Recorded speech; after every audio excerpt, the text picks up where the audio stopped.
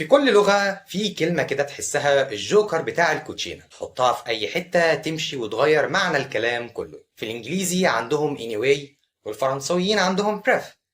إحنا بقى معانا القنبلة الهيدروجينية للكلمات، والسلاح السري اللي دوخ بتوع اللغات والأجانب اللي بيدرسونا، الكلمة الأعظم إن شاء الله. تخيل معايا الحوار ده اللي بيحصل في كوكبنا وبلدنا العزيزة كل سنة. انت بتقول لصاحبك يا اسطى هتعدي عليا بكره نظبط المشوار ده، صاحبك كده بابتسامه بارده وهاديه ان شاء الله. هنا مخك بيبدا عمليه بروسيسنج اسرع من سيرفرات جوجل.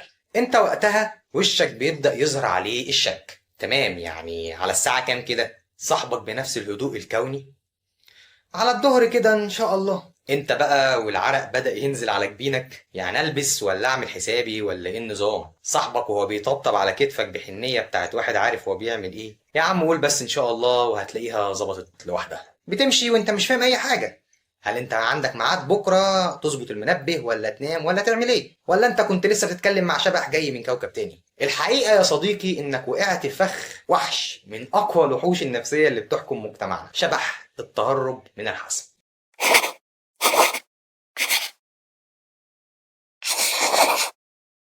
مين هو شبح التهرب من الحسم؟ الشبح ده مش شرير على فكرة، بالعكس ده كائن اجتماعي قوي، وهدفه انه يزفلط مكنة العلاقات الانسانية عشان الدنيا تمشي ومحدش يزعل من حد.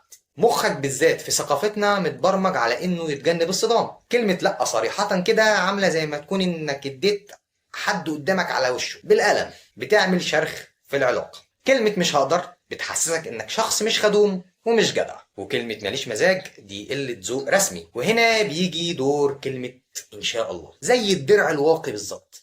هي مش كدبة وبرضه مش حقيقة، هي منطقة رمادية في النص كده، لا منها التزام ولا منها رفض. هي الكلمة اللي بتديك فرصة تنسحب من أي موقف من غير ما تجرح حد أو شكلك يبقى وحش. دي السيف زون بتاعة المواقف المحرجة. عندك بقى الدليل الشامل لفك شفرة إن شاء الله، عندنا منه 5 إصدارات. وعشان تعرف تعيش في سلام لازم تفهم إن شاء الله مش كلمة واحدة، دي 5 كلمات في بعض حسب نبرة الصوت والموقف. رقم 1 إن شاء الله الحقيقية بتاعة الجد يعني، ودي نادرة زي التنين المجنح بالظبط، بتتقال بنبرة فيها تفاؤل وأمل، زي إن شاء الله ربنا هيكرمني وأعدي من المادة دي. ترجمة معنى الكلام ده: أنا فعلا بتمنى ده يحصل ومتوكل على الله وبدعي من كل قلبي. تاني كلمة هي إن شاء الله الدبلوماسية، بمعنى لأ بس بشياكة.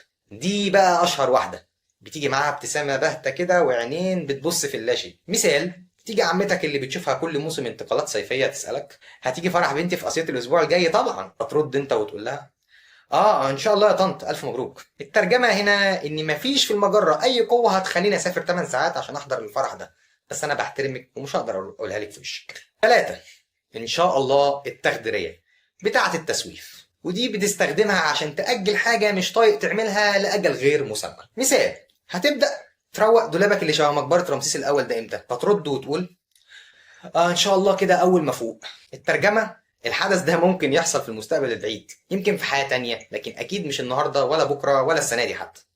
رقم 4 إن شاء الله التهديدية، براءة اختراع الأمهات. دي بقى متخصص فيها الأمهات والآباء، بتتقال بنبرة حادة ونظرة ليزر تخترق عظمك يعتبر. كمثال عليها: والله لو ما بطلت زن لا هتشوف وشي التاني إن شاء الله. الترجمة هنا معناها نهايتك قربت، استعد إنك هينزل عليك تصريح دفنك خلال ثواني. 5 إن شاء الله الميؤوس منها، اللي هي بتاعت ابقى قابلني، ودي بتبقى الرد على سؤال مستحيل وغالبا ليها علاقة بالفلوس، زي الفلوس اللي سلفتها لك من سنتين ايه اخبارها؟ فيرد ويقول والله اول ما ربنا يفرجها من عنده بقى ان شاء الله.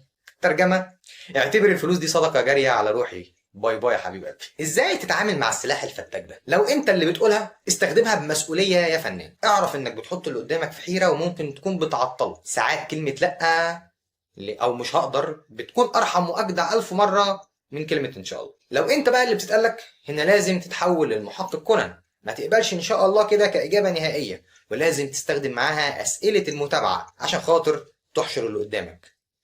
زي مثلا تمام ان شاء الله دي يعني اكنسل المواعيد التانية ولا ايه؟ او حلو قوي يبقى اكلمك قبلها بساعه عشان ناكد؟ او قشطه، يعني احجز لك معاه في العربيه. الاسئله دي بتجبر شبح التهرب يا اما يلتزم بجد او يعترف بالحقيقه المره وينكشف. في النهايه ان شاء الله مش مجرد كلمه، دي فلسفه حياه، اعتراف مننا اننا مش مسيطرين على كل حاجه، وفي نفس الوقت هي الزيت اللي بيخلي مكنه مجتمعنا المعقد ده تمشي من غير ما تقفش. هي التوازن العبقري بين الايمان والامل والرغبه الشديده في انك ما تروحش فرح بنت عمتك اللي في اسيوط. هي حته فنيه من الذكاء الاجتماعي، حتى لو كانت ساعات بتشل.